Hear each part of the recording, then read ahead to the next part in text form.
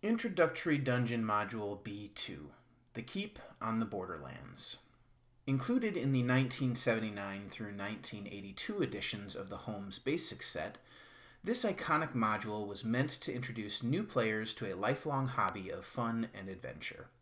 It depicts a fantasy world full of monsters, heroes, and the battle of law and chaos between them.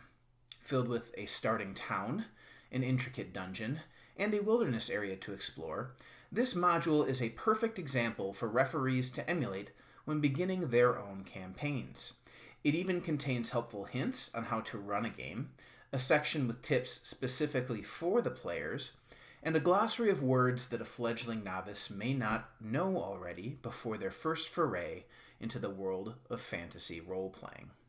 But, as it was written decades ago, does B2 still hold up under a modern eye? Does it still bring value to the table with so many years of content written and so many new adventures inspired by it? The answer is a resounding yes. In true classic module style, Keep on the Borderlands is printed in an 8.5-inch by 10.75-inch format with a removable cover and a staple-bound interior booklet.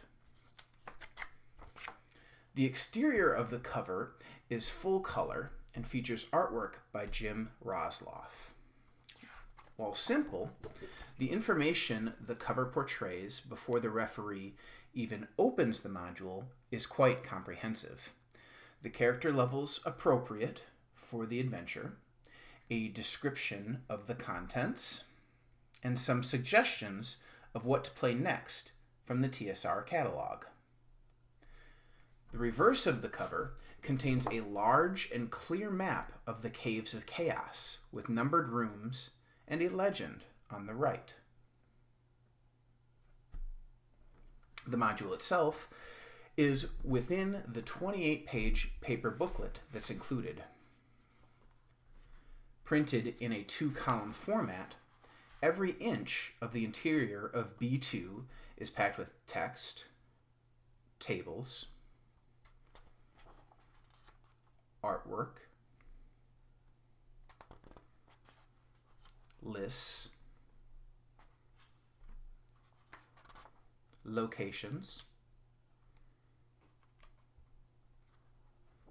maps,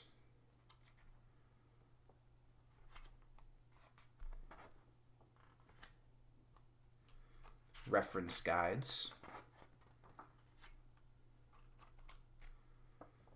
and all the keyed locations for the Caves of Chaos map. There's even some forms on the last page of the booklet that can be copied for the referee to use for NPCs and mapping. So what makes the Keep on the Borderlands a good introductory module? One that still has value after all these years. It's the content.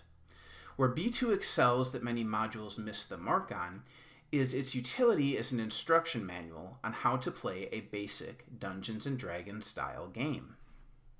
After a brief section describing exactly what a dungeon master does, the module dives into tips on what to expect and how to make the game fun. Various suggestions are provided, such as having NPCs provide advice on how to tackle the caves, helpful retainers for soft parties, issuing magical items to make things easier, and leveraging the keep as a base of operation. The next pages dive into step-by-step instructions on how to be an effective dungeon master, how to keep proper track of time, dividing treasure and experience points, and how to adequately prepare the module for use at your own table. These may all seem to be things that any dungeon master worth their salt should be capable of doing on the fly already. However, even professionals practice the basics, and a review of these tips, even for the experienced referee, will further enforce these habits for those who know them and help plant the seeds for those who do not.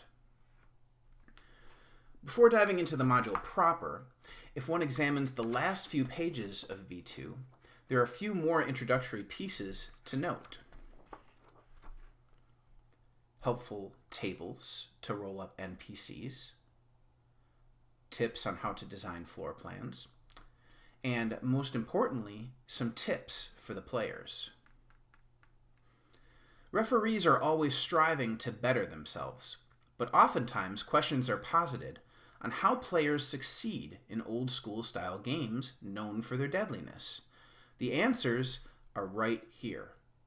Cooperation and organization amongst themselves and with the referee, proper planning and equipment, leveraging cautious play, and above else, the usage of their own intellect to overcome adversity. Quote, "The game is designed to challenge the minds and imaginations of the players. Those who tackle problems and use their abilities, wits, and new ideas will succeed more often than fail. The challenge of thinking is a great deal of fun of the game." End quote. All that said, the adventure itself is excellent too.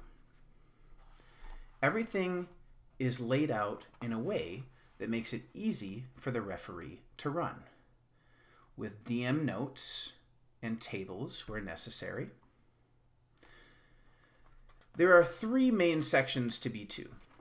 The first is the keep itself, which includes everything a starter town needs, including fully statted NPCs with listed equipment, disposition, and how they interact with each other.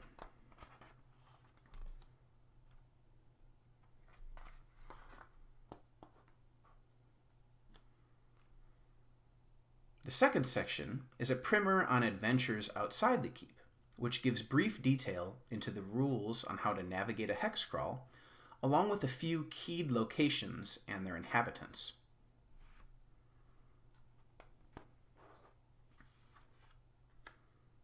The final and most comprehensive section is that of the Caves of Chaos, an incredibly complex starter dungeon with multiple factions at war or allied with each other, and a full 64 keyed rooms, all interconnected with secret pathways and hidden tunnels. Appropriate artwork is interspaced throughout the module, and there are maps and tables that aid in running the adventure, contained directly in the center of the booklet, so they're easy to find. That said, these tables do split up one of the keyed locations mid-sentence, which isn't ideal. While there are many pieces of the module devoted to usability, there are some areas where improvement could be made. For one, none of the NPCs are named, so a referee will have to come up with a name on the spot.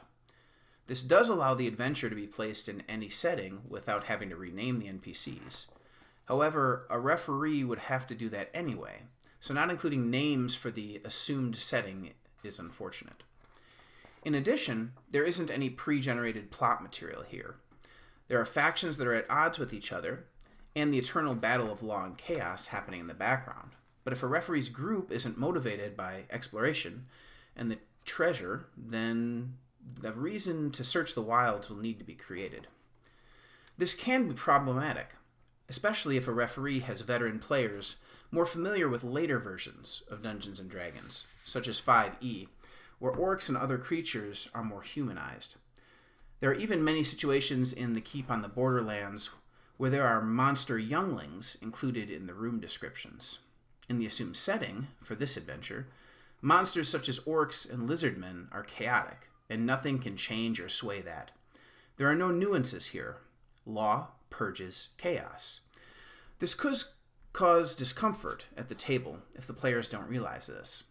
In B2, the only good orc is a dead orc. A referee should expect to emphasize the evil nature of these creatures if they expect this will become a problem.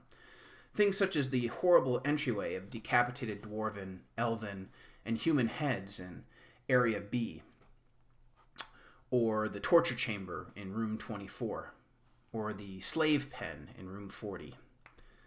Another tip would be to have the monsters gambling with human knucklebones or drinking ale from bleached human skulls.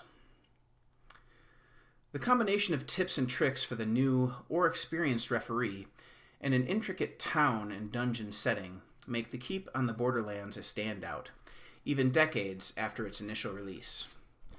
Reading material like this really shows the expertise of the medium Gary Gygax and company at TSR had, and the love and care put into these initial modules. Picking this adventure up was a joy, not only for its historical value, but also for the gameable value that can be immediately put to use at the table.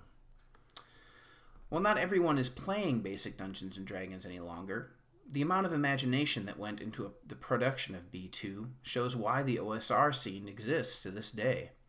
Ignoring pieces like this would be a shame, and everyone who has not read it should go out and pick up a copy of this classic of goblins, orcs, bugbears, owlbears, minotaurs, magic, and evil chaos.